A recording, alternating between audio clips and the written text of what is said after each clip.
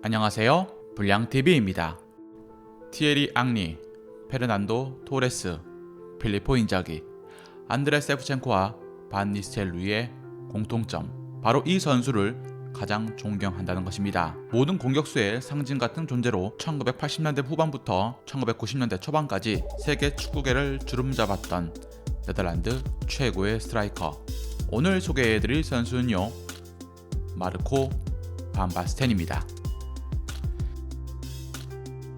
1964년 10월 31일 네덜란드에서 네 번째로 큰 도시 중부의 위트레흐트에서 태어난 반 바스텐은 아버지가 축구 선수, 어머니가 체조 선수였기 때문에 타고난 신체 능력을 물려받게 됩니다. 반 바스텐이 6세가 되던 해 그의 고향에 있는 위트레흐트 유스팀에 들어가게 되었는데, 이때부터 빼어난 실력을 보여주기 시작한 반 바스텐은 14살이 되던 1980년 아약스 유스팀 입단에 성공을 합니다. 한참 주목을 받던 이 아이에게 인터밀란의 산드로 마졸라는 새로운 크루이프의 출연이라 할 만한 선수다. 크루이프는 우리에게 반 바스텐이라는 유망주를 소개했고 우린 엄청난 제목이 될 것임을 직감했다라고 말합니다. 1981-82 시즌 아약스에서 데뷔 경기를 치르게 된 반 바스텐, 네이메겐과의 리그 경기에서 공교롭게도 네덜란드 최고의 축구 영웅 크루이프를 대신해 교체로 투입되며 성인 무대에 신고를 합니다. 거기에 데뷔전 데뷔골까지 기록해 새로운 스타의 탄생을 알렸죠. 다음 해인 1982-83 시즌 아약스의 주전급 스트라이커로 자리잡은 반 바스텐은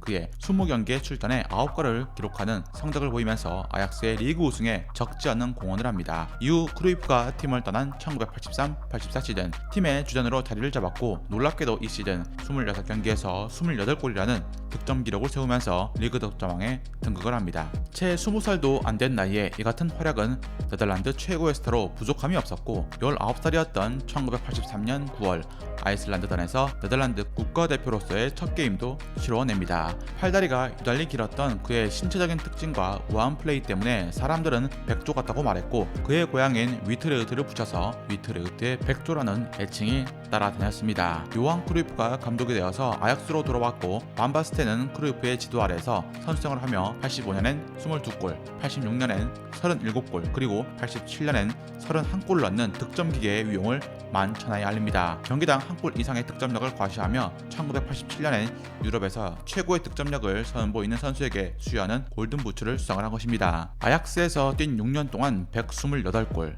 리그와 컵 각각 3차례씩 소속팀 아약스에 우승을 안겼고 4번이나 득점왕에 오릅니다. 이런 어마무시한 기록들이 반 바스텐 20살 초반에 세운 것들이라 사람들은 그의 행보에 시선이 쏠립니다. 반 바스텐이 워낙 뛰어난 활약을 하기도 했지만 반 바스텐이 등장한 시기 네덜란드 축구가 처한 상황과도 맞물렸습니다.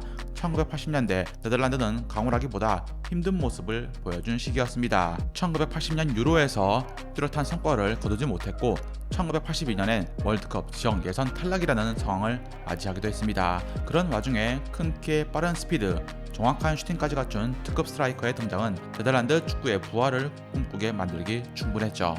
이런 와중에 베를루스코니가 구단주로 부임하며 부흥을 꾀하고 있던 이탈리아 AC 밀란의 러브콜을 반 바스텐은 받게 됩니다. 그런데 1986년 반 바스텐은 훗날 자신의 은퇴를 불러오게 될 발목 부상을 당하고 맙니다. 이 부상으로 4개월 동안이나 병원에서 신세를 지게 되었고, AC 밀란 이적 후 몇 달 만에 반대쪽 발목까지 무리가 가면서 병원에서 또다시 6개월을 보내야 했습니다. 이 부상으로 인해서 이탈리아 리그 진출 첫해 단연 한 경기에서 3골만을 기록할 수밖에 없었죠. 반면 함께 이탈리아로 진출한 루드굴리트는 첫해 대활약을 펼쳤고 1987년 유럽 최고 선수상에 빛나는 발롱도르를 수상하게 됩니다. 1988년 소독에서 열린 유로 대회에서 반 바스텐은 재기의 꿈을 꾸게 됩니다. 병원에서 태어난 지 한 달 만에 대회에 임해야 했던 반 바스텐을 부른 것은 네덜란드 명장 리누스. 네덜란드 대표팀을 젊은 선수로 꾸리고자 했던 리누스는 반 바스텐을 중용을 했고 루드굴리트를 게임 메이커로 기용합니다. 공수 양면의 밸런스를 맞춰줄 레이카르트, 쿠만 형제까지 패기만만한 선수들로 탄탄한 전력을 갖춘 네덜란드는 결승까지 파죽지세로 뚫고 올라갑니다. 특히 반 바스텐은 잉글랜드전에서 헤트트릭을 터뜨리면서 자신의 가치를 입증을 합니다.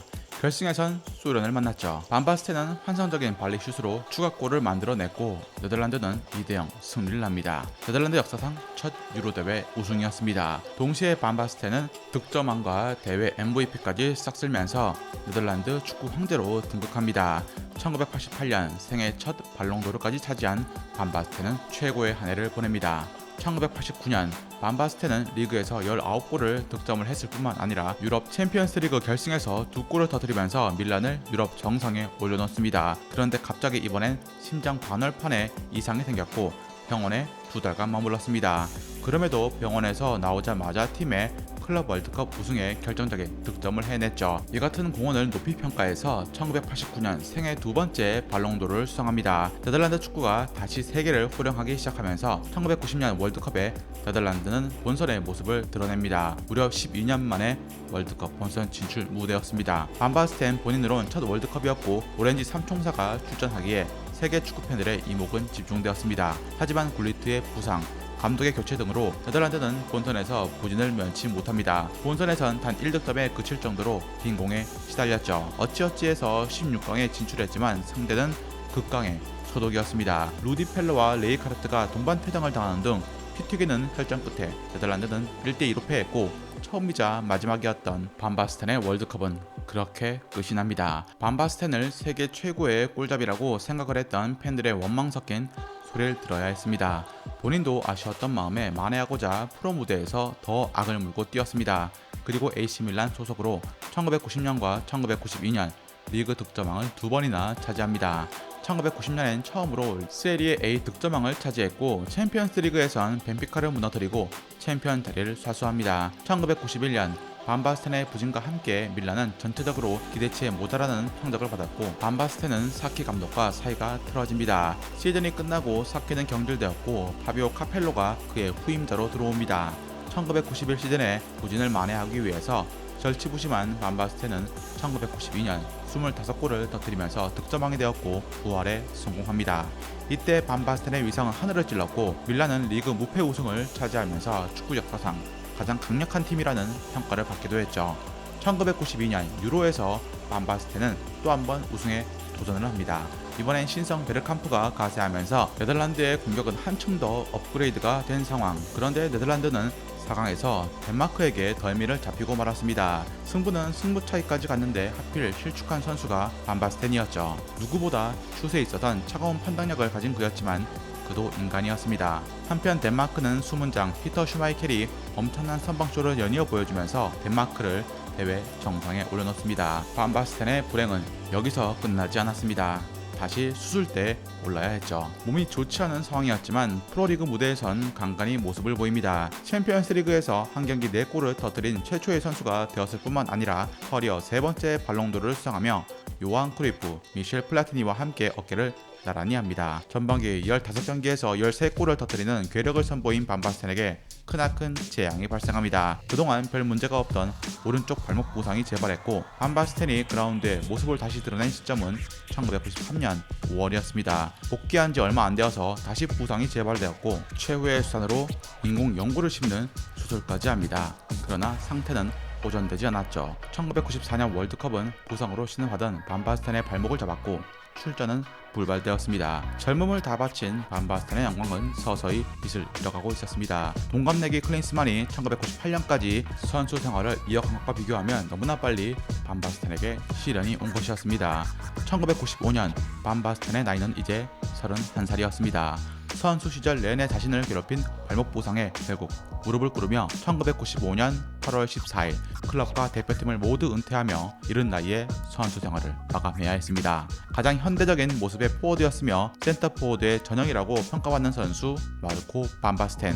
그냥 공을 잘 차는 선수가 아닌 포워드 전문직을 열어젖힌 장본인이 바로 이 반바스텐이었습니다. 큰 신장에도 불구하고 위트레흐트의 백조라는 별명이 불릴 만큼 유연한 드리블과 테크닉을 자랑했고 문전에서의 파워, 결정력은 골잡이가 갖춰야 할 모든 조건을 두루 겸비한 선수였습니다. 오늘날의 스트라이커의 표준을 제시한 반바스텐이란 이름은 아직까지도 누구에겐 동경의 대상, 누구에겐 향수로 만든 존재가 아닌가 싶습니다. 즐겁게 보셨다면 구독과 좋아요 클릭을 부탁드립니다. 다음 이야기에선 한 번 마크한 공격수는 절대 놓치지 않았던 수비수로 작지만 공격 가담에도 능했던 최고의 캡틴 한 분에 대해서 소개해드리고자 합니다.